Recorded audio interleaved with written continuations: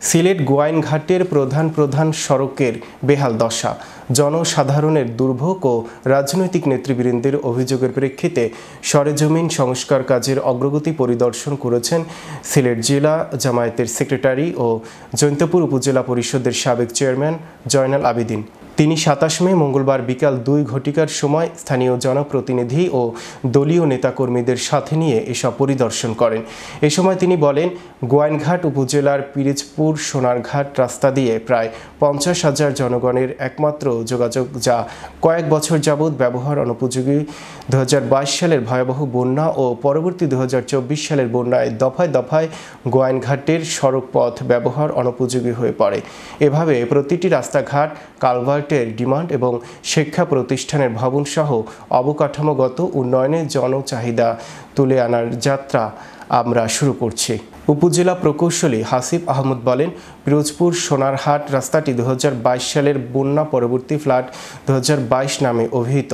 ঠিকাদারি প্রতিষ্ঠান SR corporation একসাথে একাধিক কাজে হাত দেয়ায় তারা কোনো কাজই ঠিকমতো করতে পারেনি।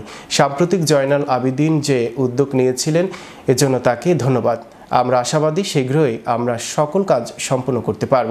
পরিদর্শন ও পর্যবেক্ষণে আরও উপস্থিত ছিলেন গোয়াইনঘাট উপজেলা জামায়াতের আমির মাস্টার আবুল হোসেন, সাবেক আমির মাস্টার মঞ্জুর আহমদ, জৈন্তাপুর প্রেস ক্লাবের সভাপতি নুরুল ইসলাম, সাবেক সভাপতি ফয়েজ আহমদ, গোয়াইনঘাট প্রেস ক্লাবের সভাপতি মঞ্জুর আহমদ, ইউনিয়ন সহ বিভিন্ন পর্যায়ের নেতৃবৃন্দ উপস্থিত ছিলেন।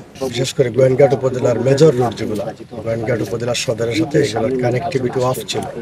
শালটিকর থেকে গোয়াইনঘাট বাজারে আসা যায় না, পশ্চিম জাফলং থেকে গোয়াইনঘাট বাজারে আসা যায় না, ডৌবাড়ি রাস্তা এক ধরনের ভঙ্গুর অবস্থায় রয়েছে। সবগুলো রাস্তা নিয়ে লেংড়া রাস্তা, তোয়াকুল রাস্তা সহ অনেকগুলো রাস্তা নিয়ে ইতিমধ্যে বিভিন্ন ধরনের ঝুঁকি সৃষ্টি হয়েছে, মানুষ চলাচলে বিঘ্নিত হচ্ছে। আসলে সড়ক নেটওয়ার্ক অনেক স্ট্রং, কিন্তু সড়কের মানগুলো একটু খারাপ ছিল। এটার কারণ হচ্ছে বন্যা। আমরা বিগত 22-এ বড় একটা বন্যায় গোয়াইনঘাট এফেক্টেড ছিল। এরপরে আমরা ফ্লাড 2022 নামে একটা বড় প্রজেক্টের মাধ্যমে প্রায় 5টি রাস্তার কাজ টেন্ডার করেছে এবং সেই কাজগুলো চলমান আছে।